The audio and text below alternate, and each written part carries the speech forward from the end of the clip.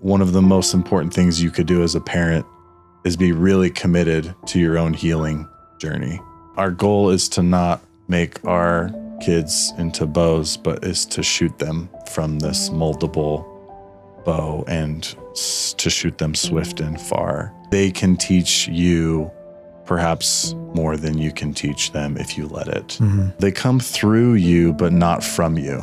And though they are with you, yet they belong not to you. For children, there's deep drama in the little moments that we usually just see as trivial, but for children, they're major things. And there's a lot of emotion involved, and there's a lot of learning involved, and there's potentially fear involved, or longing involved in little moments.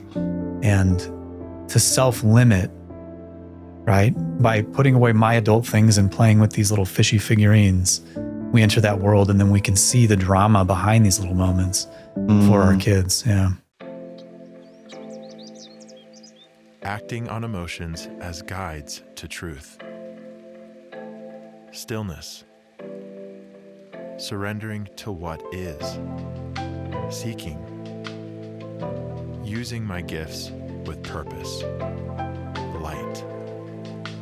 This is the emotional blueprint.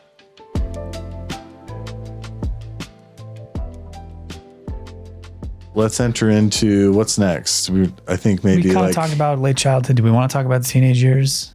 I want to talk a bit about 6 to 11-ish. Ages 6 to 11? Yeah. Okay, we've talked a lot about kids from maybe 0 to 5. And maybe an oversimplified, base need. The thing that's always been super helpful for me is to understand, okay, how old are my kids?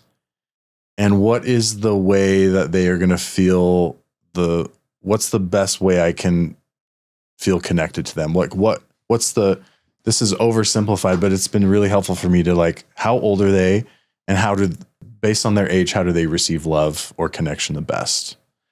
And we've talked about infancy, that's physical touch and how it's important to still do that.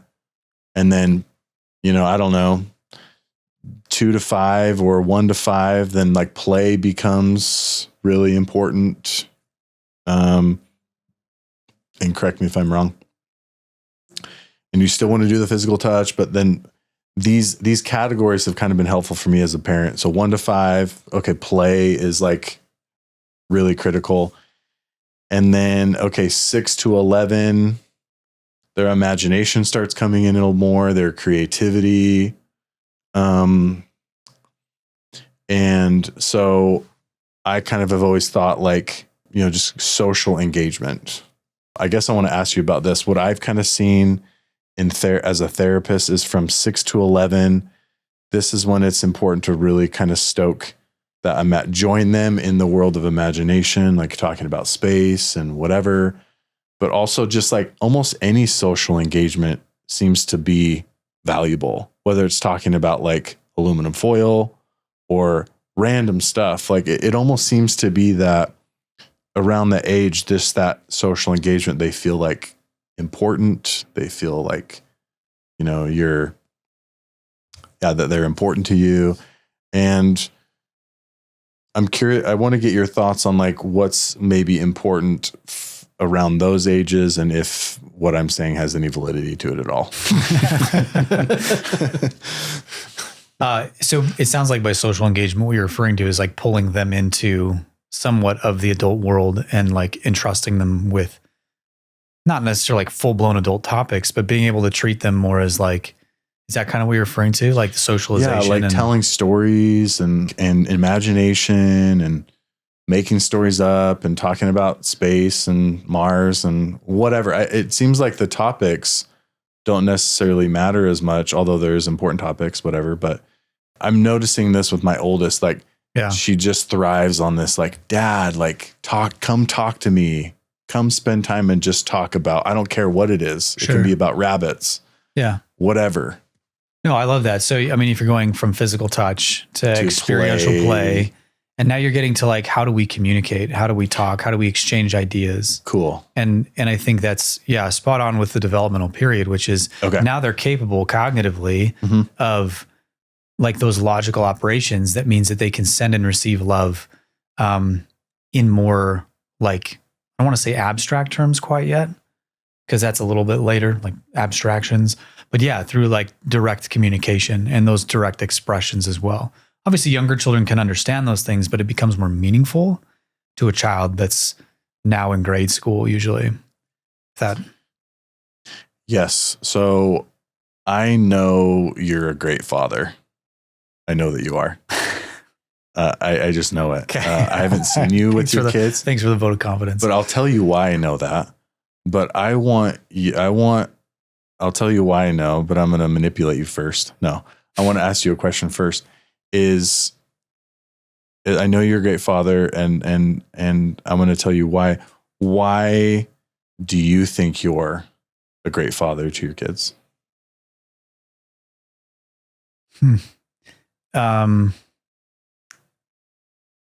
I honestly don't know that I think of myself as a great father. I think of myself as a father who tries really hard. So maybe there's something in me, there's some sort of insecurity in me. But I think what I really strive to do with my kids is to understand where they're at, to understand their internal world. And that internal world is different for my 3-year-old daughter right now than it is for my 8-year-old son. And I really try to meet them where they are. Cool. Where they are. And that requires like understanding how they emote, how they think, so that I can connect with them on those levels and be present with them in those kind of at those levels and in those spaces. The reason why I know you're a great father to your kids is because you are a kid in a lot of ways. You have preserved your childlike self throughout your years. And so kids connect really well with other kids. And going back to this question of like, what is the most important thing that I can do to be a great parent for my kids, is to find that child within.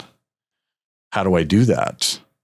Well, that child within is often covered by layers of pain or insecurities or whatever.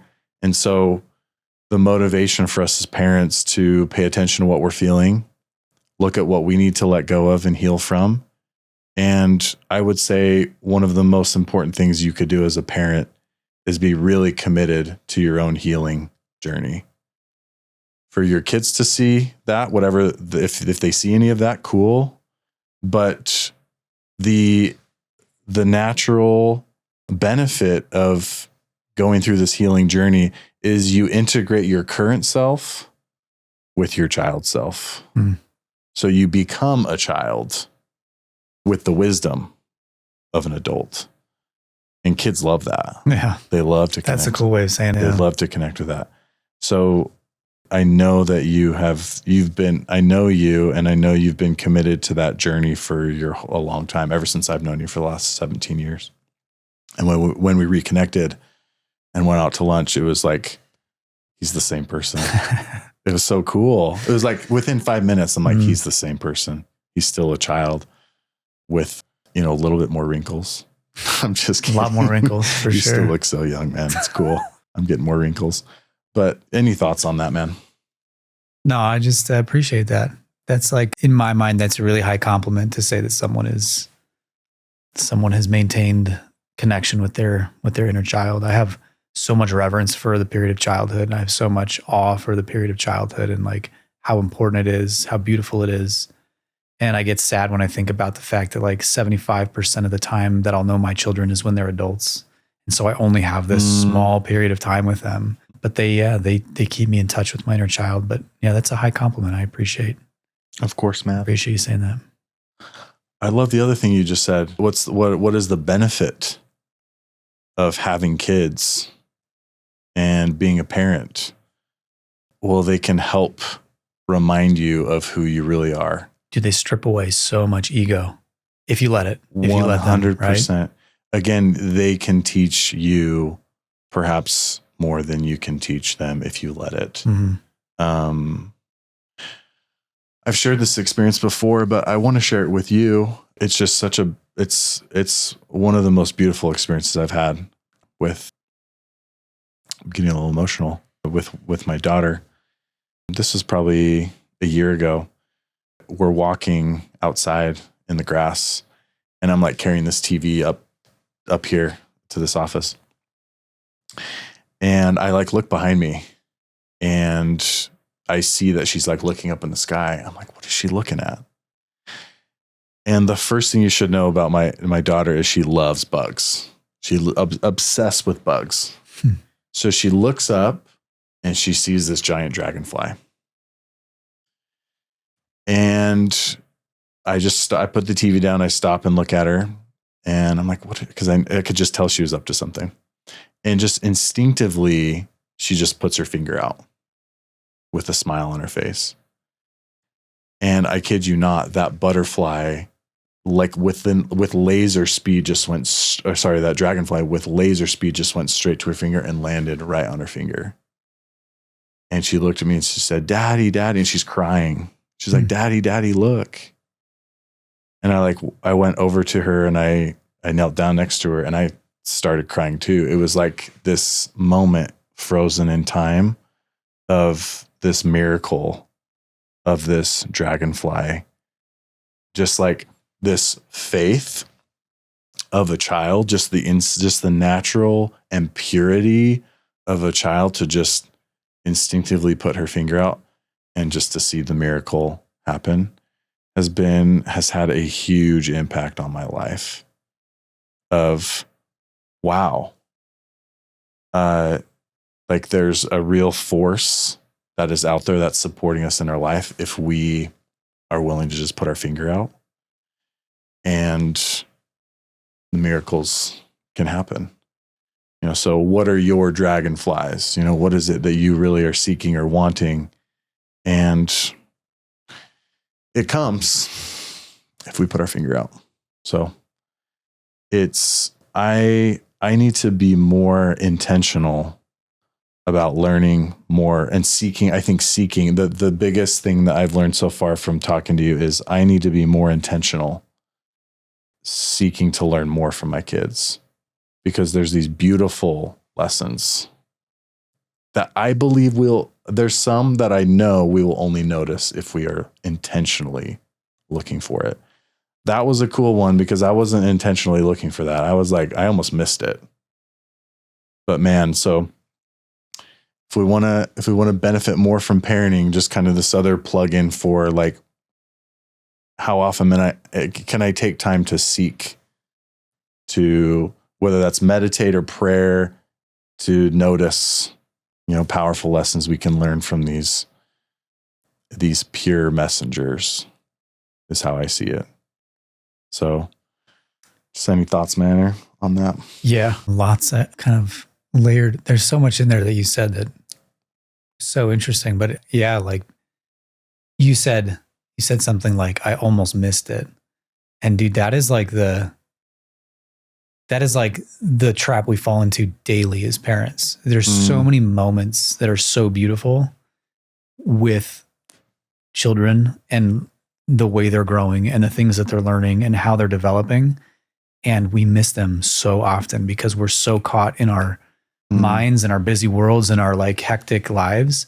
And so I think a lot of what you're saying too is like our children can, if we let them, they can teach us to slow down, to be present, to notice, to behold things around us.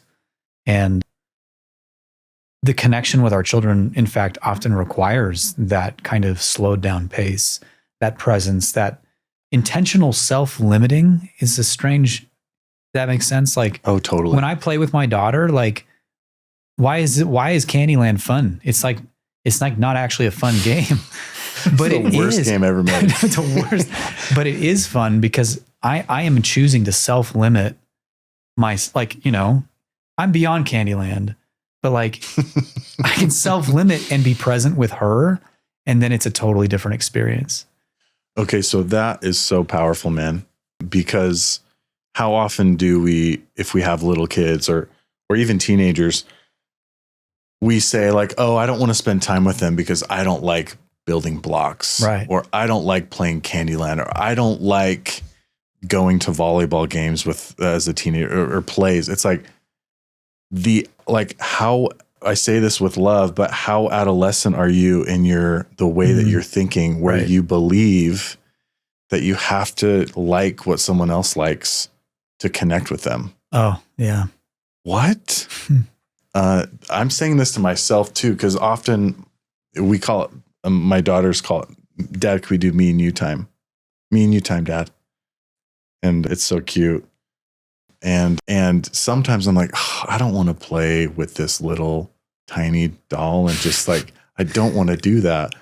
But I have to put my own ego or thoughts, it's mostly thoughts, aside. Yeah. And just like, it's not about the activity. Sometimes I even try to steer like, oh, don't you want to like build with these tiles instead? Let's make a huge tower and then we can knock it down. No, Dad, I want to play with this little. And regretfully in the past, I've been like, well, I'm not going to play with you then. I don't say that, but I know I've missed many opportunities of that. So, or you come up with excuses to be like, yeah, like I'm kind of busy. I'm going to cook. I got to clean the kitchen. Yeah. Yeah. It's just, we can't be like that all the time, but I think this is what we want to ask you. What, from the research, what is the recommended amount of playtime that kids, like, is there any research that says like, okay, kids really thrive off of this amount of present playtime per day or per week or whatever? Do you mean with a parent? Yeah. Can't think of anything off the top of my head that gives an actual figure.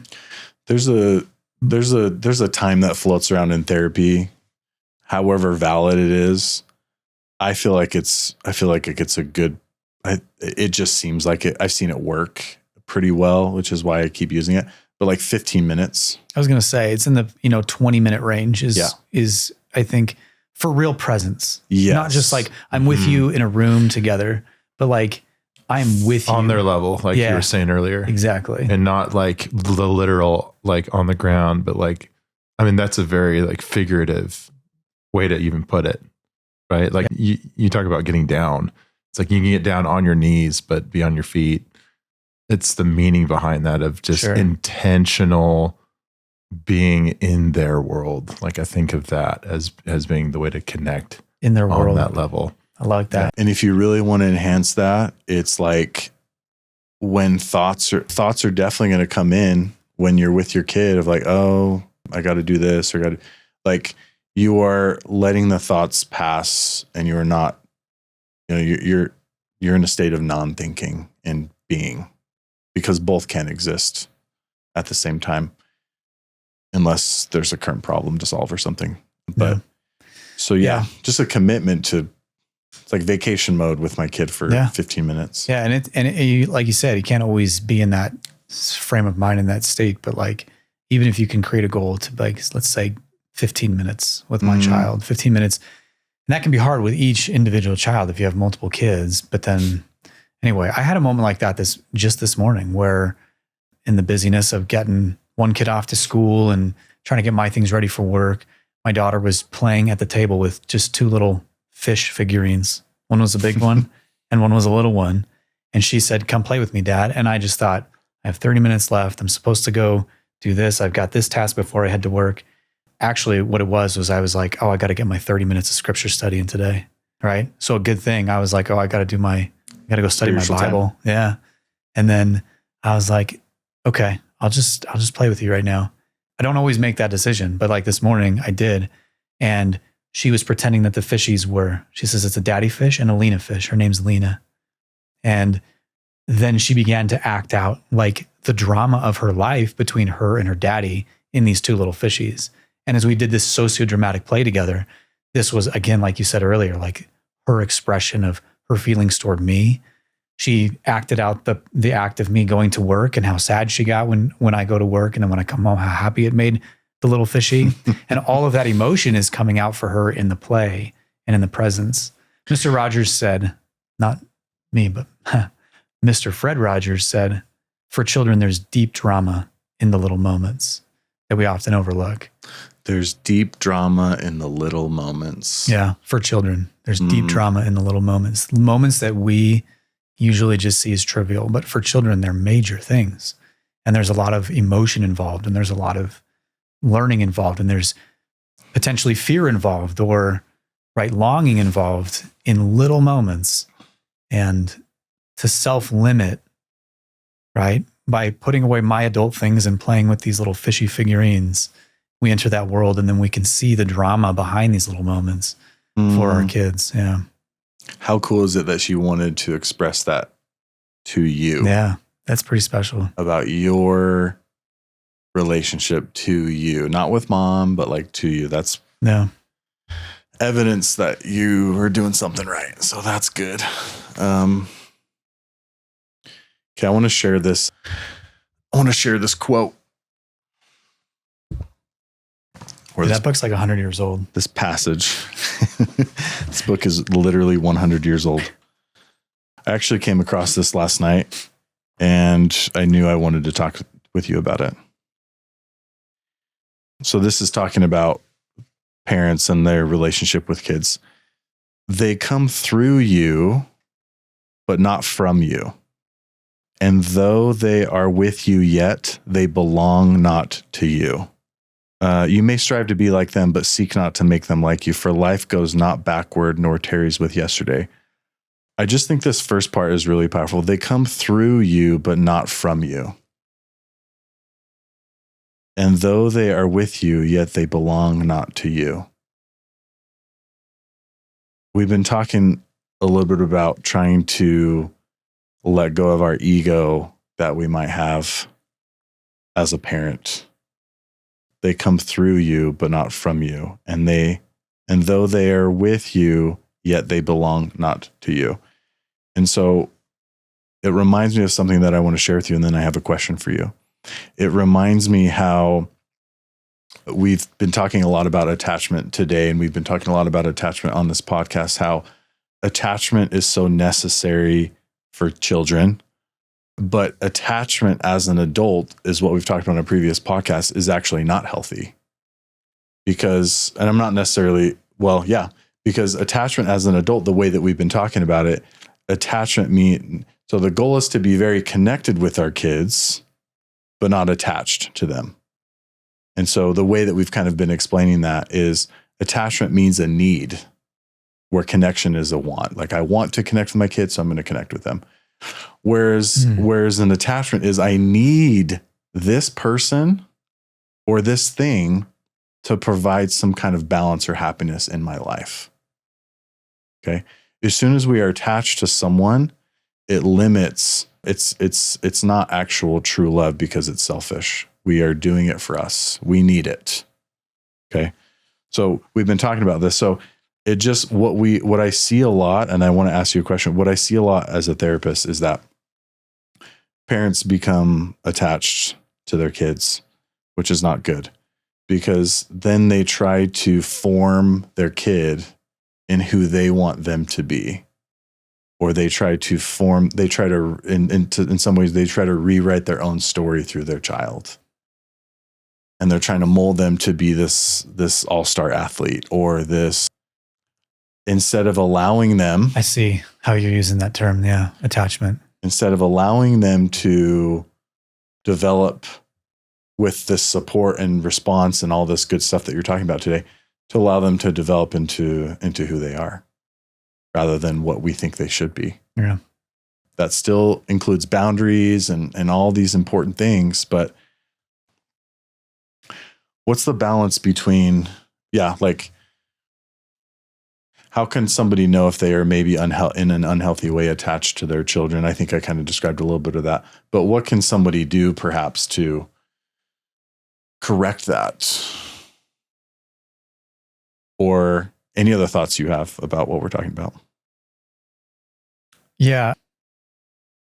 I'm just letting that process, like the way you use the word attachment in a kind of a different situation and in a different direction.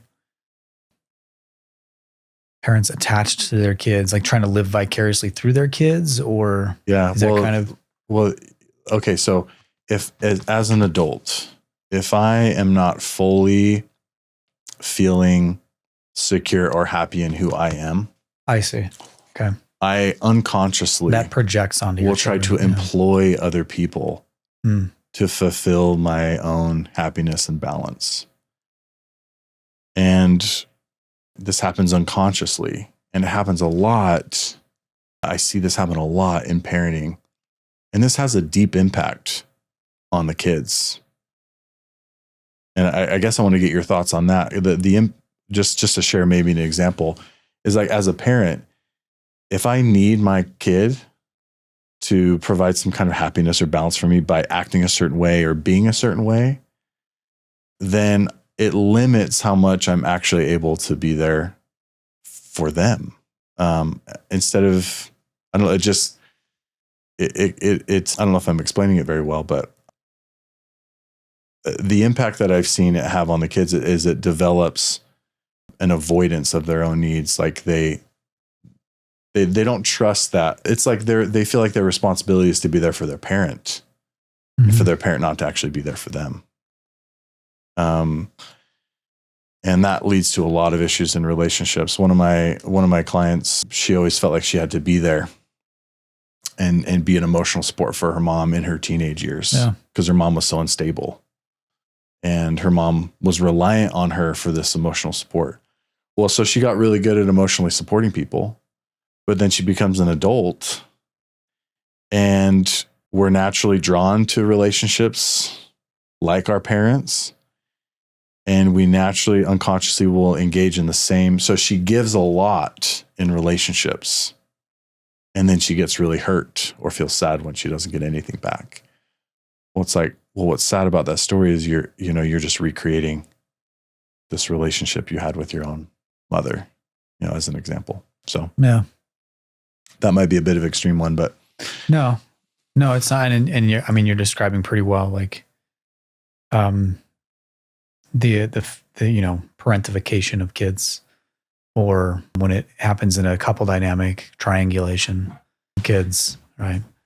I don't have a ton to add to that. I think you're it's just a cool PhD way to say it. Parentification of kids. Sorry. That's an annoying thing about me, is I just find the technical terms. And no, it's awesome. And then this is what I want to get your thoughts on too. Don't make them be like yourself, that part. Yeah. No, this other part I haven't shared yet. So I like this visual. So as a parent, you are the bows from which your children as living arrows are sent forth. And the archer, the archer sees the mark upon the path of the infinite, and he bends you with his might, that his arrows may go swift and far. I just love this visual of like God or this higher power being the archer. And bending you in a painful way. Mm-hmm. It's so painful. He bends you with his might that his arrows may go swift and far. Yeah. What happens when a bow is not willing to bend? It breaks. And the arrows fall on the ground.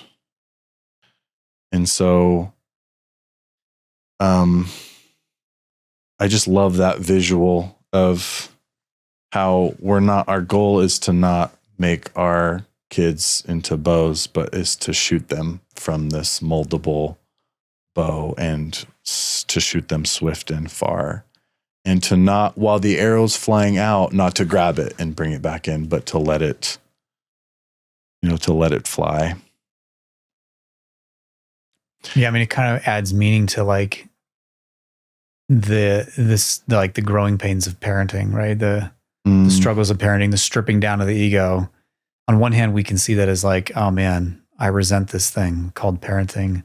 On another hand, we can see that as like, this is the process, and this is like meaningful suffering potentially. This is meaningful struggle, because that's going to flow. What I gain here is going to flow into my children and allow me to direct them better in life for where they're supposed to end up, maybe. Yeah, that's really cool, man. But, this is the last part of it. Let your bending in the archer's hand be for gladness. For even as he loves the arrow that flies, so he loves also the bow that is stable. So just really firmly reminds us of what is the goal of being a really awesome parent: stability, emotional stability, and spiritual stability. Well, that's our own individual, work. And then we get to see these, if we really are committed to that, then we get to see these beautiful arrows fly in the air. And I don't know, I love that visual for some reason. It's a powerful, symbol to me of, we're not the archer, we're the bow that's meant to be bent and used to shoot these beautiful humans off to a greater spot. So it presumes stability, right? Yep. And a little bit of bending. Yep. And that's an interesting phrase too. It talks about there was gladness in the bending. It says that reminds me of the Apostle Paul, who says, "I rejoice in suffering," or "I rejoice in affliction," because of how it changes him and what it allows him to do for the archer. His archer is Christ, obviously. But yeah, that's awesome, man. Very cool. Anyway, so okay, well, let's maybe talk about one more thing before we wrap up. I want to get your thoughts on this research that I think a lot of people have heard about, which is that as soon as you become a parent, your happiness begins to decrease significantly. And you probably are more familiar with some of the specifics of that. Yeah. I think there's percentages involved and all this stuff. But why does that happen for people? And how do we limit or beat some of that research, I guess? How do we become not a part? How do we beat the trends? Not become a statistic like that. Oh yeah. Spoken from a true researcher. Yeah. So I'm trying to why does that happen for so many people where their happiness just... Well, it's a bit of an issue of statistics can lie a little bit. Okay. So the thing that and a lot of this is in the context of what we know about marital happiness and marital satisfaction. Yeah, that's because that's what it started for. I think it was as soon as you get married, your happiness dips. Yeah, apparently. the very first study to try to address this question was 1957, and it was a brief study that just basically polled new parents and said, how many of you would consider yourself in crisis? And it was 87% of the parents said that they were in crisis when they welcomed a new child. 57, okay, makes sense. 1957, but that's what spurred this this research. And traditionally, the perception of what the data were saying was that there is a marked decline in marital and relationship happiness and marital satisfaction after the transition to parenthood. That somehow drives that decline in happiness. And maybe for some people that's relatable. I don't know. But as the data have progressed, what we realize is that trend is probably an inflated one for a couple of reasons. Number one, it represents an average. And when you break that average out, what you realize is at least 40% of parents don't experience that at all. There's a percentage that experiences just stability in their happiness. And then there's actually a small percentage, about 15%, if I'm getting my numbers right, that experience actual inclines or increases in happiness, in their marital happiness after the arrival of a baby. Then there's people who have a moderate, slight decline, and then there's people who have a really bad decline. And then when you start to realize that there's 4 distinct trajectories across the transition to parenthood and that they're not the same, some go up, some stay the same, and some go down, then you can start to piece out, well, what makes those families different? And there's a few factors that factor into that, but one of the main ones is, what's the quality of relationship before you have kids? Some people fall into the trap of thinking that, okay, my marriage is on the rocks, need to have a kid to make this thing work out, to solidify a commitment. And that almost never works out because the relationship is already struggling. It's already on the rocks. And you add this major stressor to your lives, a newborn, right? The other thing is how well couples are able to communicate. Are they good communicators beforehand, before the transition to parenthood? Are they able to do those things well? Right.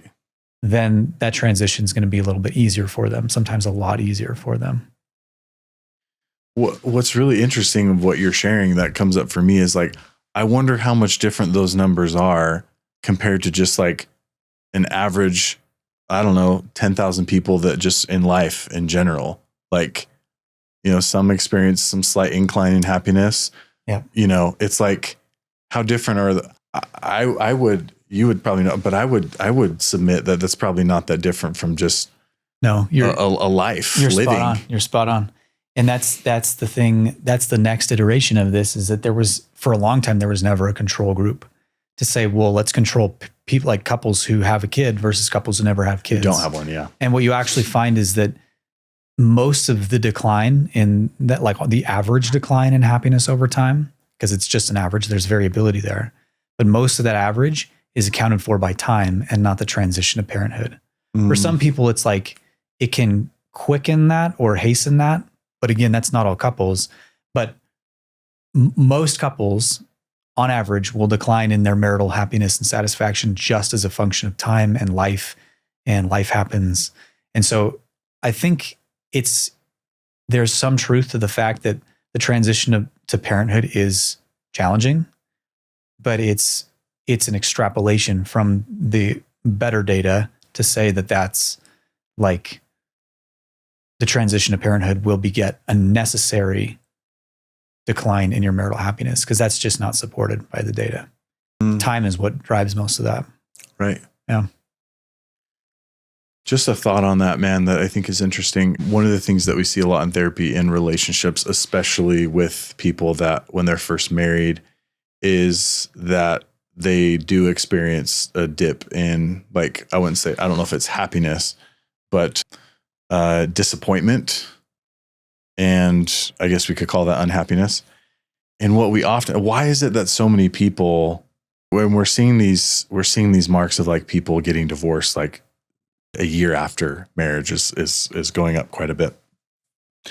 And what I've seen in therapy and with people I work with is what seems to happen a lot is that people lose themselves in the relationship of being married. They've just got married. They're excited. It's like this new chapter, and they actually begin to invest too much into their relationship, abandoning their own selves and abandoning, like, for not keeping in touch with their personal relationships, abandoning some maybe spiritual habits, some emotional habits, perhaps, like just they just simply invest too much and get caught up in this attachment.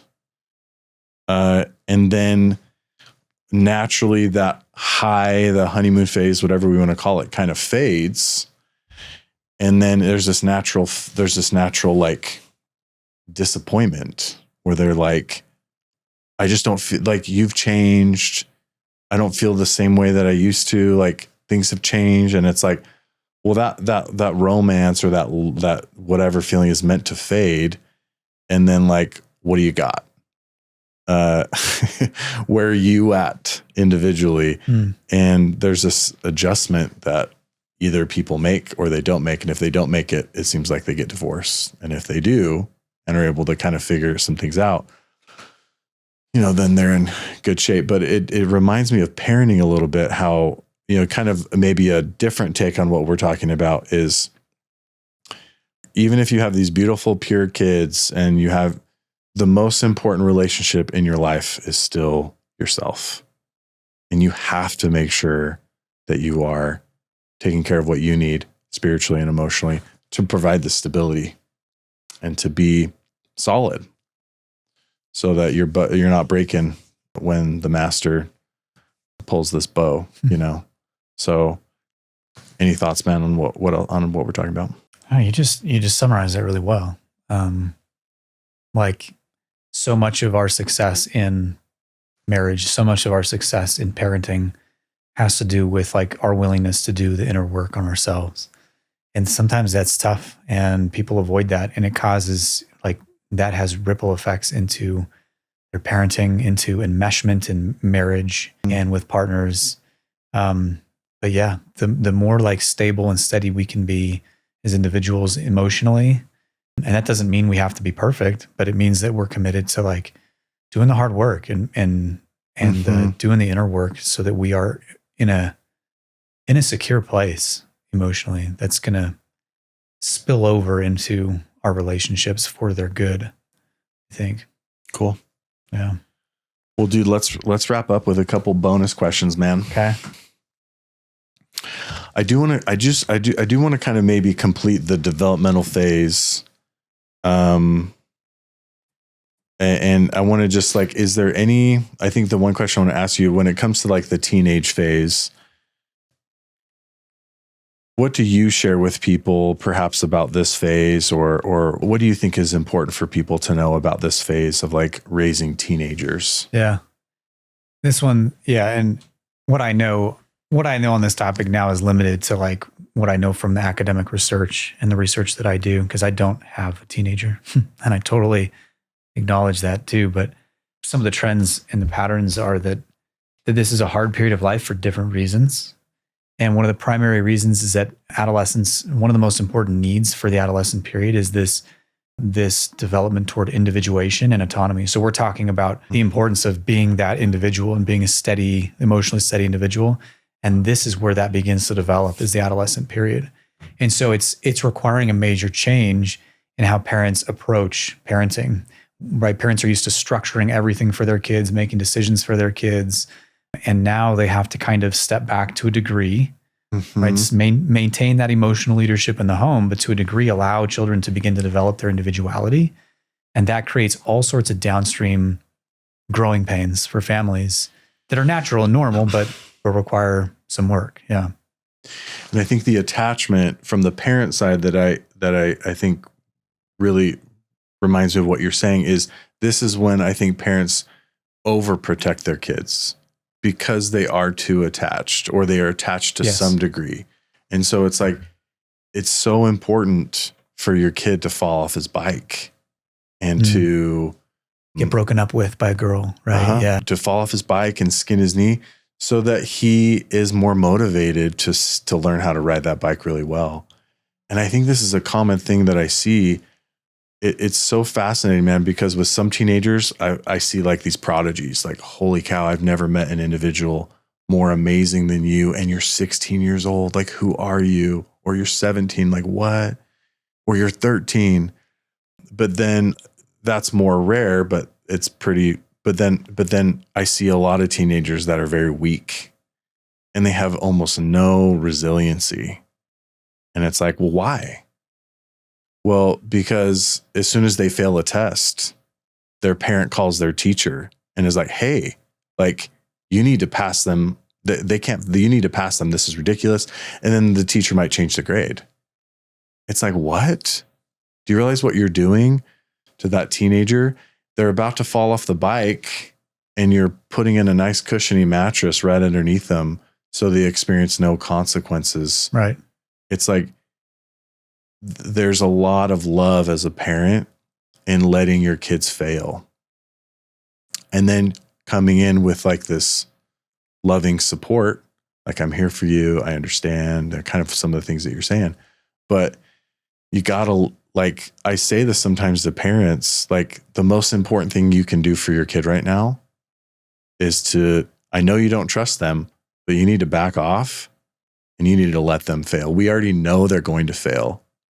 Wouldn't you rather have them fail now while they have the loving support of you rather than the inevitable, which is they're going to fail rather than delay it 4 years and they're 22 and then they're embarrassed that they don't know how to whatever pass a class. So that's the attachment I think I was referring to earlier that is sometimes unconscious, and it's really difficult for parents to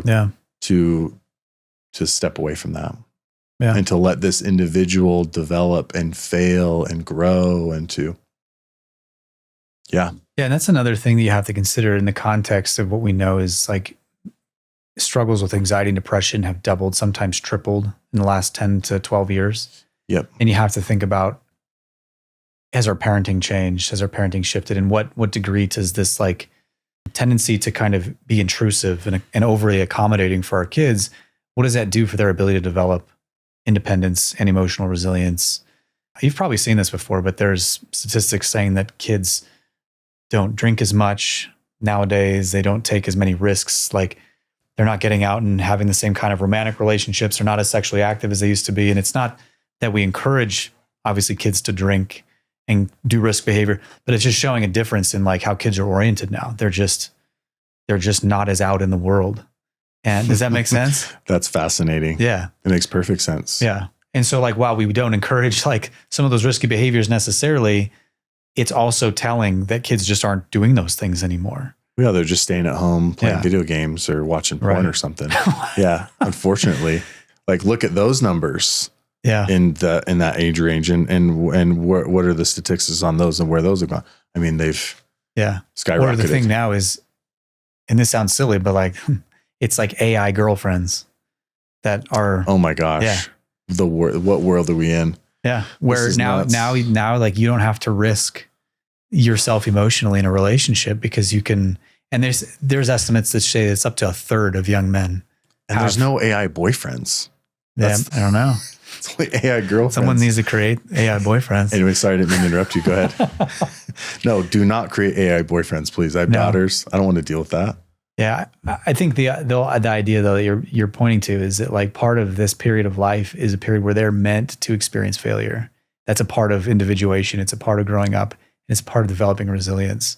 And I think we've become as a society so focused on preventing hardship, thinking that by preventing hardship, we're going to prevent them from suffering. And the exact opposite is what's happening. By preventing hardship, we're preventing kids from developing the resiliency that they need so that when hard times come, they can cope. And so if experiences with anxiety or depression manifest, those aren't as deep and prolonged for the child who has a set of coping skills and has kind of a life experience behind that. Well, what's so interesting is I see this a lot as a direct projection from the parents of like, how do I deal with my own emotions? Right. Yeah.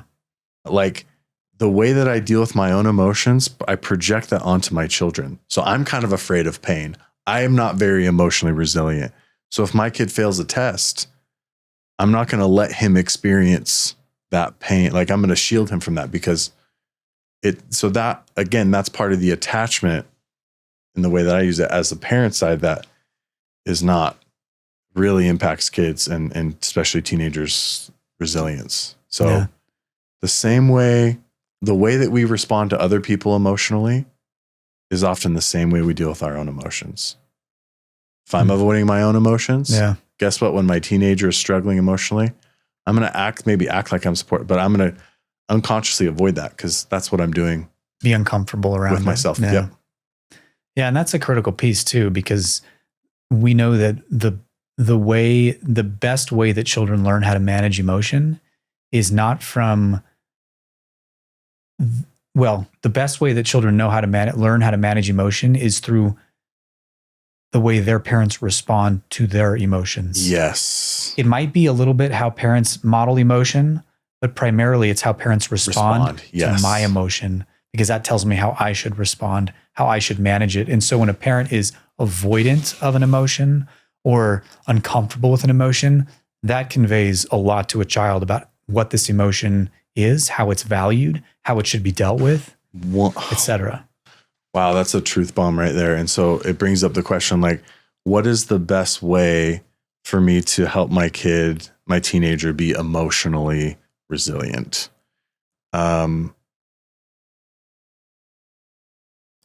It is how you are responding when they are struggling emotionally, period. Which is a beautiful callback to the infancy period when we talk about how do you respond when your child's in distress. It looks a little different at that time period, but the principle is very similar, isn't it? Right? 100. Yeah. That's a beautiful connection, man. That's so cool. And parents say this to me a lot. They're like, well, dude, I don't know how to, like, I'm not a therapist. Like, how am I supposed to, like, teach it's like, you don't need to teach your kids how to deal with sadness or necessarily, or what sadness means. And it means a loss of hope, and you need to help. Like, some of that knowledge can be really valuable as some feedback or whatever, for sure. But they learn how to, it's instilled in them how to deal with emotions when you model that, when you respond, how you respond to them. It's like, oh, like, I love the way that you said it. So that's the good news. You don't need to be an expert as far as skill or knowledge. Yeah. It's how do you respond to them in the moment, in context, in real life? Me and some of my colleagues and an awesome group of students are working on a large study of, well, a lot of, like, this is one of the main topics of what we're looking at. And one of the things that we find that parents tend to respond in there's 5 ways that parents tend to respond to difficult emotions in their kids and their teenagers. We focused a lot on anxiety because that's like what we are studying and focus specifically on, but this can also be applied to sadness or fear or any other sort of, like, difficult or aversive emotion. And parents can respond kids are saying their parents respond in 5 ways.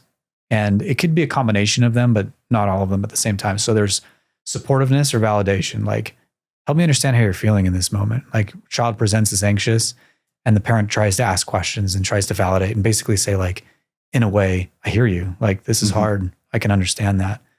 Then there are parents who will try to what's called override the emotion, which is an attempt to kind of, like, briefly acknowledge it, but then try to dismiss it a little bit. right. Does that make sense? Yep. So they'll say, oh, okay, well, why don't we focus on this instead? Or why don't we think happy thoughts? Which is actually really invalidating. Exactly. Yeah, it can go a couple ways, but oftentimes it's perceived by a child as being dismissive. 100%. Then there's a set of parents who tend to punish the emotion because they don't know what else to do with it. And so they'll actually, like, revoke privileges because of the expression of emotion, or they'll, like, you're being way too emotional. Like, go to your room. Exactly. That's like, you're overreacting. Go to your room. That's the most common way we see it, is like grounding. Just like, and if you think about what that teaches a child about how to respond to emotion, it's like, when I feel these things, I need to deal with it in solitude. And that's not what you want to be teaching a child, right? Holy cow. So, that's powerful. Yeah. The 4th way is magnifying. And this one's quite common with fear and anxiety. But what happens is a child presents as anxious, or a child becomes fearful, and that emotion is contagious and it wears off on the parent. And if the parent's not careful, they begin to get anxious and tense, and they begin to say things like, well, now you're just making me uncomfortable and I don't want to talk about this. And right. And then the 5th way is what's called instrumental aid, where a parent will sit and try to strategize and say, what can we do to manage this emotion properly? And that can involve, like, coping skills, but it can also involve, like, do we need to go get professional help? And the best outcomes we see are obviously when support and instrumental aid are coupled. So when a parent can say, I hear you, this is really tough. When I feel this way, this is what helps me. What do you think is going to help you in this situation? So a combination of those two. Can you slow that down a little bit and say that again? Because I think that's really powerful. So what is the best way for a parent to respond when their teenager is emotional? So the best way to respond, clearly from our data, I don't want to be all like from our data, but yeah. Gotta start that one, edit that one out. No, we're keeping that in for sure. Yeah. But that response you said was so awesome. Yeah. The most effective ways and the most positively effective ways of handling difficult emotions with your child is the combination of 2 things. It's the support and the instrumental aid. And then share that example you shared again. Yeah. So supportiveness is validation. So it'd be like saying, man, I hear you. That's a tough experience. Or even relating to it, being able to say, I might feel that way in that situation too. Or I had an experience like that where I felt that way. Totally understand where you're coming from. The way you feel is completely valid. And then layering onto that some form of instrumental aid when it's appropriate by saying something like, what maybe helps you? What do you think is going to help you kind of manage this feeling right now in a way that doesn't hurt yourself or doesn't hurt other people? What's a way that awesome. you can manage that? That's For me, awesome. this helps. But like, what is that thing for you? And help me kind of brainstorm with them on that. I hear you. If I was you, I'd feel the same way. Yeah. And Help me understand. This is what helps me a lot in a situation like that. But what does that look like for you? Yeah. How can, I want to help you. Yeah. That's awesome. Tell me what's unhealthy about this response or this attitude that a lot of people have towards parenting is passive parenting. Example, if hey kid, hey Chris, I love you. I'm here for you. If you need anything, just let me know. Really good intention. What's not ideal about that kind of passive approach with a teenager? Yeah, I would say a couple things. Number one, it could come across as avoidant or like it's uninvested to a child or to a teenager, right? Like, well, I really need you right here, and I need your presence right here. I don't need you to go away. I need you here. Even if that means even if that doesn't result in like the resolution of the problem, like I need you here is often what a child needs and wants to express. Another problem is that sometimes children don't know how to express what they need or want, right? They have these difficult, complex feelings, and developmentally, they're still trying to make sense of what that is and how to identify those things. And so it's almost confusing for a child to say like, well, I don't like really know how to ask for what I need because I can't identify what I need right now. And this is exactly what I need guidance on, right? I couldn't agree with you more, man. I think that's the most relatable part of what you said is that how many teenagers are going to, okay, let's say Chris comes home from school and his girlfriend says, I never want to talk to you ever again. So he comes home, his head is down and he feels sad. What's the first thing that he's going to do as a 14-year-old or 13, whatever? He's going to go up to his room and isolate. Yeah. And dad 2 years ago said, hey son, if you need anything, you just come into my office and you just let me know. What teenager is in that moment is going to go to his dad or go to his mom and just naturally start, hey, right. Just want to feel it. Most teenagers don't do that. If they do, you've got a prodigy on your hands. Good job. Awesome. But most teenagers, they don't. And so I think this passive approach is good intentioned, I think, good-willed, but it's you miss the mark totally. Yeah. And ideally in this example where Chris comes home and he's sad and he's going up to his room, you notice he's sad and then you engage him. Mm-hmm. Hey man, like I can tell you're feeling pretty sad. I'd love to, like, what's up?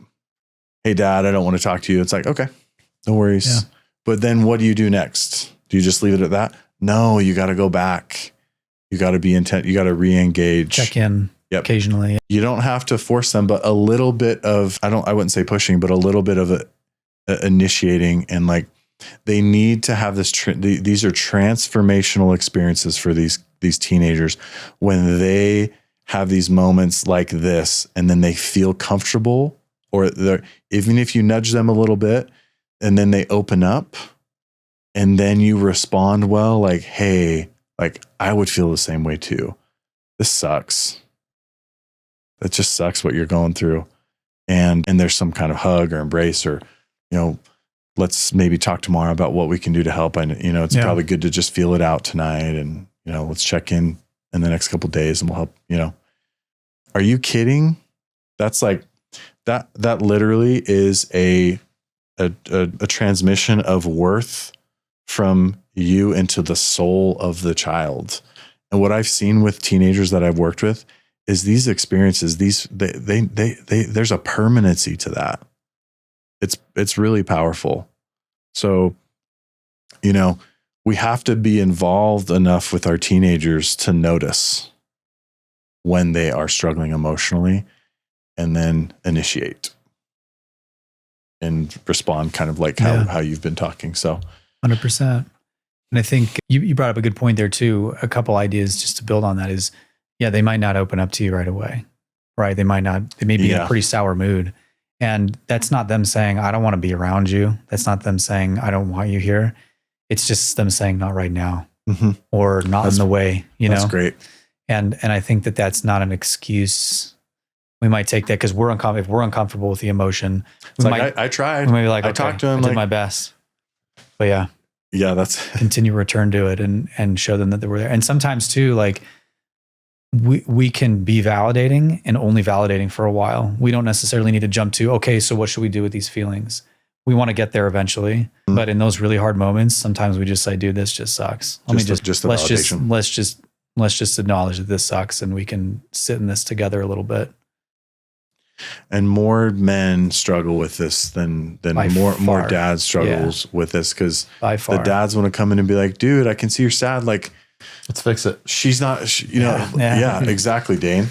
And so we can learn a lot from, we talked about this last podcast, but taking feedback from our partner and as a man, developing more of this feminine energy and response is super important. So, any other thoughts on teens, man, before we wrap this up? Yeah. I mean, there's a bunch, but like, I know that one of the common pain points for a lot of parents is like how to get their kids to open up to them. Whether it's in a tough situation. So we're talking about like getting your child to open up to you, but like, I think a lot of parents would say, well, yeah, that's easier said than done. How in the world do we get our teenager to open up to us? And it's just, this is another one of those areas where it's like the things that you did as a parent of an 8-year-old aren't going to work anymore. The strategies that you're using to gain information from your 8-year-old about how did your day go and what, who did you play with? And like, that's just not working. Right.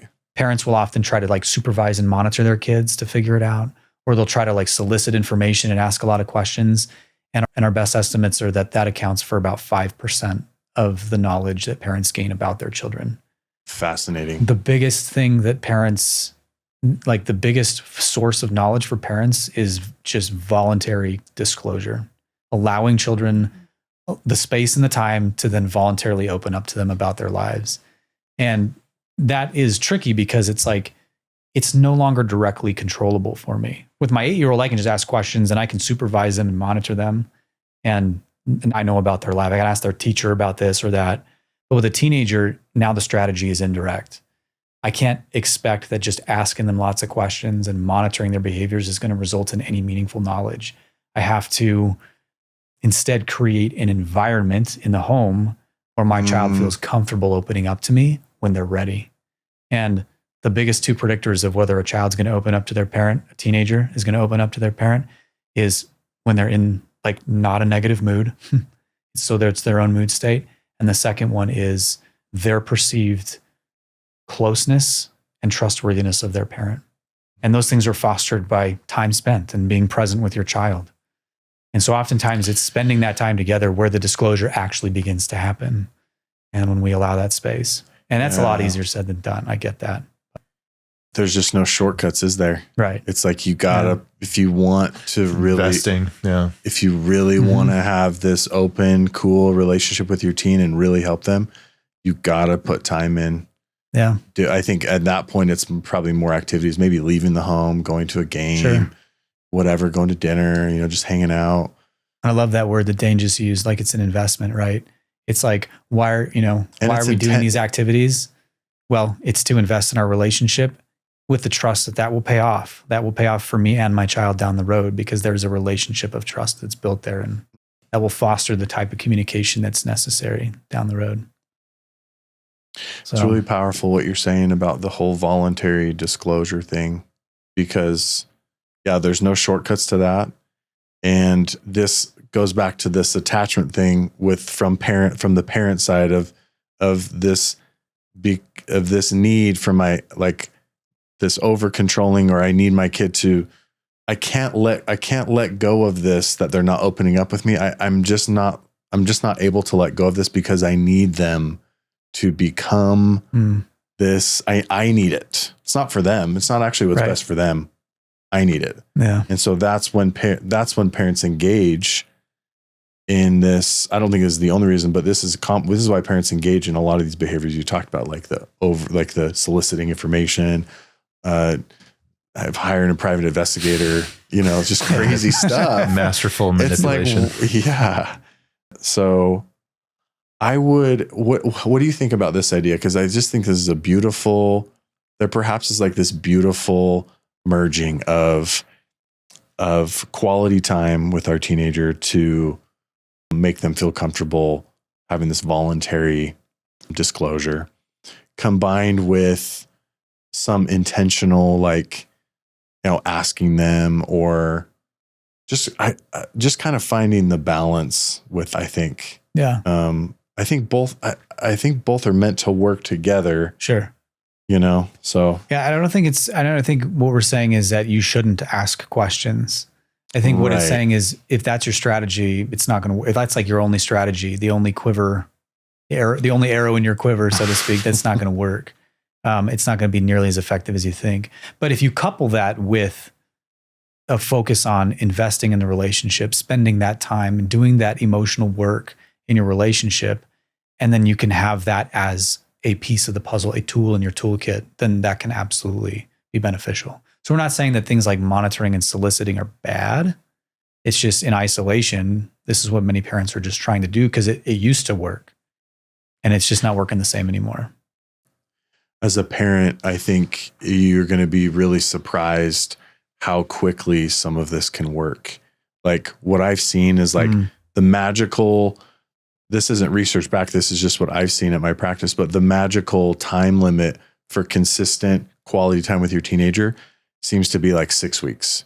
Give it 6 weeks where you are maybe once or twice a week, you're spending real quality time with him for a couple hours.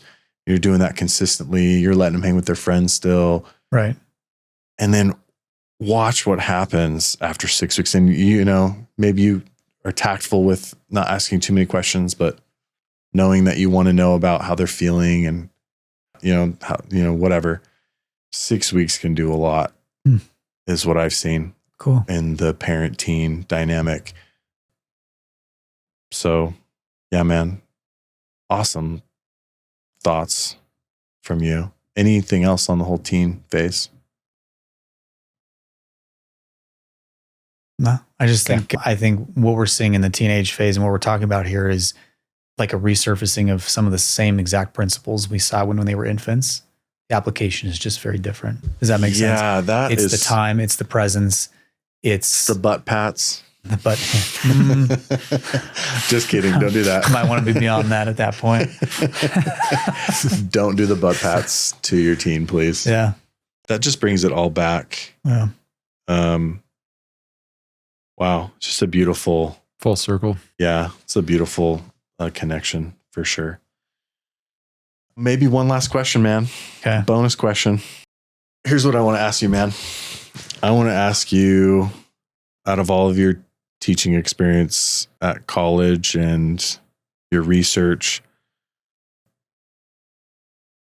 what is the top one or two things that have had the most profound effect on you from all of your study and research? And maybe maybe a good parting message. Because my experience has been this, man, is that the reason why I became a therapist is mostly spiritual. Is I knew that I was supposed to. I knew it was like part of my journey in life. Yeah. It's basically comes down to that. And as I've become a therapist, I've experienced these, my job has basically been to be a witness and to just witness these changes, these struggles and these pains and these beautiful changes that people go through. And it has changed my life. It has had a deep impact on how I view people in the world and I know that you've dove deep into study and research and seeing, and teaching and seeing some of these things. What impact has that had on your life? And yeah, how has that kind of impacted you in a positive way? And maybe what would you like to share as we close out? Yeah, really good question. Yeah, kind of like what's the biggest personal impact that your work has had on you as a parent, as a father, as a human being? Because it's clear. So I'll tell you why I'm struggling to answer the question. Because, and I'm not saying I won't answer it and I don't have an answer to it, but why I might be struggling to answer the question is because I'm kind of in a phase of my career and my life where I'm noticing like it's one thing to research this stuff. It's another thing to apply it. Do you know what I mean? And there's a big gap there. And, and I don't know that I have answers to like what that looks like for me. Like, I just know that the research is helpful in helping me locate good principles, but like parenting in practice is just like a totally different ballgame. So I don't know that like I'm at a phase in my career where I'm like, I've learned these super profound lessons that have made me a better father. I think in general, like knowing the data and knowing the research is important and helps guide me. But I honestly don't know that I...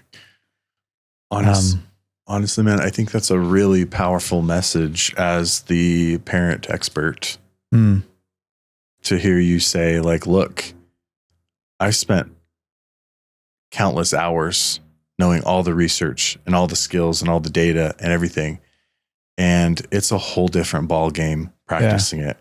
So if you're going to spend your time as a parent trying to be a better parent, don't just read books. That can be somewhat helpful, but really focus on you. Nailed it.